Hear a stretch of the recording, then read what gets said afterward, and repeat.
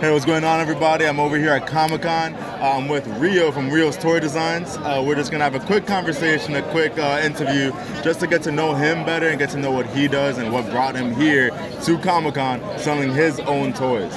So thank you so much for being a part of this.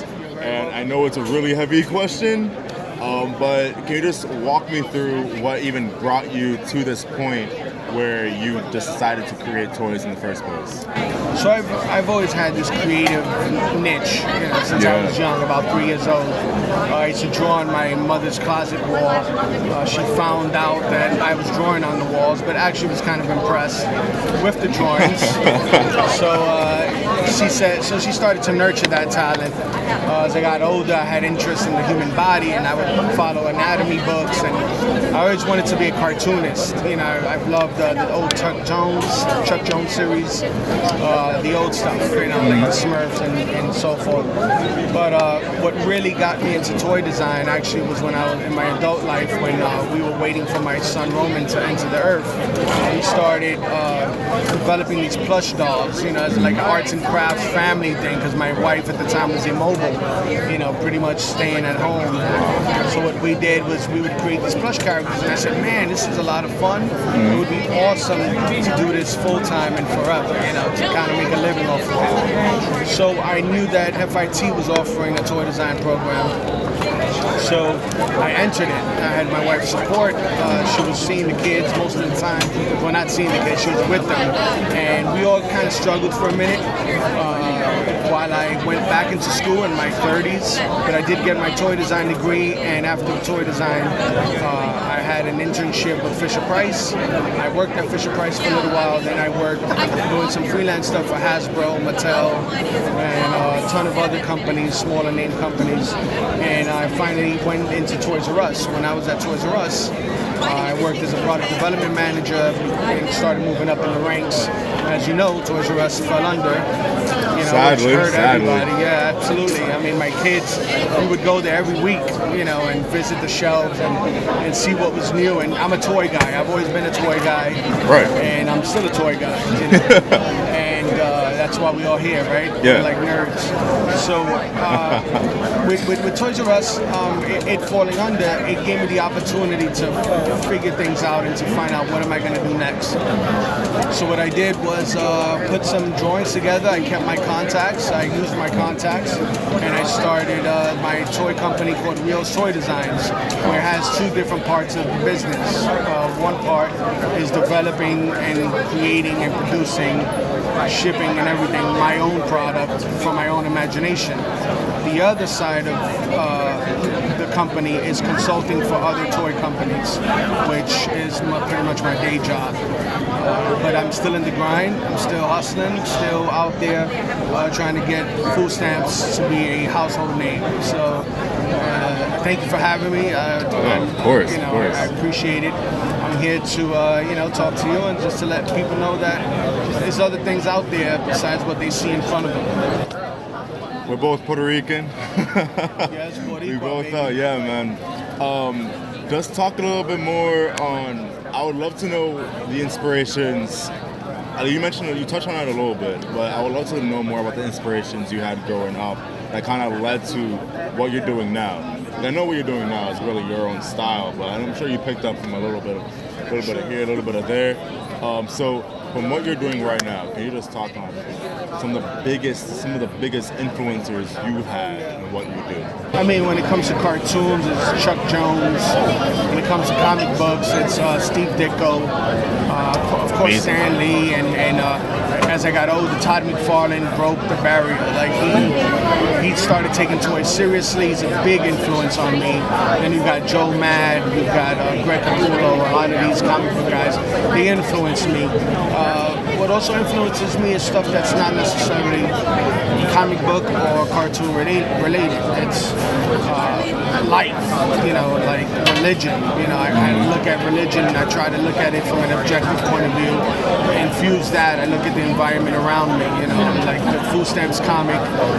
One of the members is a teenage pregnant girl. This is things that we see. And years ago when I was in school, my teacher told me, listen, write what you know. That's the only way you're going to engage with the reader.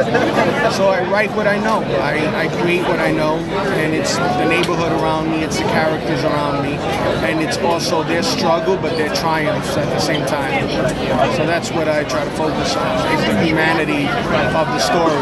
You know, the style is okay, my influences on that is fine, but if you can't tell a story the right way and you don't have characters that people care about, then you're pretty much, you know, it's a hollow shell. So what are the stories that you really want to tell when it comes to the themes, when it comes to pretty much, the themes? What is something that you really try to influence in your creations, that you try to tell so that way when people look at it, what sets that apart from everything else? It's a struggle. It's the challenge. I want to represent human beings with real troubles and struggles that I've dealt with, that my friends have dealt with, that our people deal with. Whether it's being able to look at yourself in the mirror and correcting your wrongs, or being raised with less than and trying to overcome those triumphs. It is just struggle. Each character in my book has a struggle. Jen is pregnant, she's a teenager, she wanted to be a social worker. You have Bodega Blade, who is struggling with his grandfather and his bodega. And you've got Demonio, who is pretty much, he was murdered, and he's trying to figure out, am I supposed to be here or not? And Screwface, who was raised with less chips than anyone else. He has a family that was in and out of jail, and these stories are real. And that's pretty much what supports these characters and supports the story, is their everyday struggle. So, through what you just told me, I can see that it's really important for you to tell the story that people, let's say, from the hood or from, I can see a little kid from New York City reading these stories and relating to that. Yes. Being able to see themselves in these stories, as opposed to, let's say, a Batman who's a billionaire. You can't relate to that. I mean, Batman's great. I can't relate to that. I know you can't relate to me. I've never worn tights before in my life. No, never. That ain't gonna be me. Yeah. But how important is it to you for these individuals, for people, let's say, from the South Bronx, to be able to have these stories to represent them? Crucial. It's crucial. This is something that I don't have to do. I have a 9-to-5. I work, and I've cut out a pretty decent living for myself. What I want to do is I want to give back. I want to create characters that you don't see in the hood. The Puerto Rican, my characters are Puerto Rican, Black, Jamaican. They come from all different types of backgrounds. But what supports this too is their style. We don't have tights in my book. We don't have capes. We don't have cosmic powers. No one got bit with a spider and became a Spider-Man. What we do is we have real kids who just learn to buck up, learn discipline from their sensei, who has his personal issues as well. But it's also community coming together and becoming that team that the food crew actually becomes. So it is, and from a stylistic point, everything they wear is stuff that kids can relate to. They got the beef and broccoli Timbs, you got the Air Jordans, but I'm not poking fun at it. I'm not making it a satire. It's real and it's cool. It's alright for kids to be different, to think okay, I can tell my friend no if he's doing something wrong. I can go against the grain and I can protect my people. I don't have to fall in line and be a villain or a bad guy. So that's really what I want to push. You're pretty much the only person that I know that is Puerto Rican, or not even just Puerto Rican, just Latino, that I know of who's in this industry. I'm sure there's maybe a lot more, but I can assume that, is it safe for me to assume that you've had some struggle coming into this because there's no one like you, at least no one like us in this industry, like just going up? Did you have someone to like really help you get to where you are right now? Right now, I can say it was my hard work, like classic, old-fashioned hard work. It was me putting myself in a position where I didn't have to sing and dance. If that makes sense. I came in, I studied, I learned the things that I did, and it made me stronger and better. And I used my talents, and I worked on my strengths, and also worked on my weaknesses. There's tons of Latinos in the industry who just don't get any recognition. I want to change that. You know, I'm tired of the propaganda machine. You know, every Latino you see is having paper towels thrown at them, or is being seen fighting with police, or has a mugshot. You know, I really want to push that we're multicultural within our overall culture. We're good and we're bad. We're multifaceted. We're not a stereotype. We're not a character, a lazy guy with a big hat and a mustache. We are human beings, and we have stories to tell. You know, Latinos have to tell their stories. You know, and I just want to give a voice to the people that don't have one. You know, that's pretty much my motto, and I get to do that through design, creating character content. So it's just just keep pushing that story that's mine, the story that's ours, and owning that, not watering it down. And hopefully we'll get somewhere. And I'm hoping that kids will listen to this and say, all right, he came from the hood. He has a hood story to tell, and it sounds authentic, but he also like has fun with it. And it's not like this really big drama, but it is, you know, in a way. It's you know, Peter Parker had his struggles with Aunt May and Ben dying, and you know, my cousin Papito, or my uncle, you know, Lelo, or whatever, got hurt. It's the same struggles. We can't shy away from that and try to jump into this vanilla mainstream way of thinking. You know. So, Rios Story Designs. What's the hopeful future for it? Where do you want to see it in 5 years and 10 years? A lot more profitable. Always. Absolutely, and it's not for money. It's to grow, to push the message. I would like to see it in more retail stores, obviously. I would like more eyes on it. That's a big challenge, is you have a good product. Now, what do you do with that product? How do you get it to the right people's hands or eyes? How do you spread the word? Social media is cool. It's great because anyone can become noticeable or a star. You just got to kind of find your way. I would like it to grow. I would like to get other artists. I would like to use my platform to bring up artists and to showcase their work. And hopefully I can have more Latinos, Filipinos, Asians, blacks, whites, whatever it is, and just have them tell their story through design. I like design that's deep, and I'm probably too dramatic, but I do get deep with my designs, and that's what works for me. That's what I like, and that's what I would like to showcase in other artists. So, in short, I would like to expand and get more artists to have their own lines as well. So, a little kid comes up to you, says, I want to be just like you. I want to create toys. What do you tell him?